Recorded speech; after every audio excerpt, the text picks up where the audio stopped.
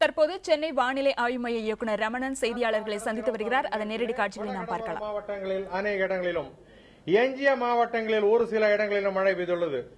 பதிவு செய்யப்பட்ட தரவின் அடிப்படையில் மிக அதிகமான மழை 18 சென்டிமீட்டர் கொள்ளிடம் மற்றும் சீர்காழியில் 17 சென்டிமீட்டர் பதிவாகியுள்ளது. ஆமா, கொள்ளிடத்தில் ஆனைக்கரஞ்சத்திரத்தில் 18, சீர்காழியில் 17. வரும் 24 மணி நேரத்தை பொறுத்தவரை தமிழகம் மற்றும் புதுச்சேரியில் பெரும்பாலான இடங்களில் நாம் மழை எதிர்பார்க்கலாம்.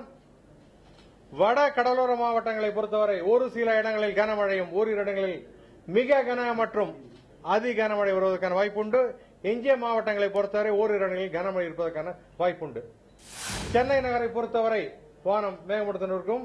விட்டு விட்டு அது கடல் பகுதியில் இருக்கு. அதனால அது ஒரு தாழ்வு மண்டலமாக மாறுவதற்கான வாய்ப்பு உண்டு தான் கொடுப்போம். மீனவர்களை பொறுத்தவரை கடலுக்கு செல்ல வேண்டாம். ஆமா ஆமா, மழை டெஃபினட்டா 3 நாளைக்கு எதிர்பார்க்கலாம். 4வது நாள் 5வது நாள் மழையின் அளவு குறையும். ஆமா, அதாவது டே 1, டே 2, டே 3. இன்றைக்கு 1ஆம் தேதி வச்சுட்டீங்கன்னா, ஃபர்ஸ்ட் டே வச்சீங்கன்னா சண்டே, மண்டே, டியூஸ்டே 3 நாள் மழை எதிர்பார்க்கலாம். அதுக்கப்புறம் 4வது நாள் 5வது நாள் மழையின் அளவு குறையும்.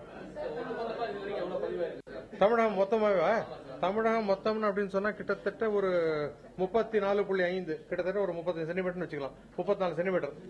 இன்னும் ஒரு 10 சென்டிமீட்டர் வந்தா இயல்பு நிலை.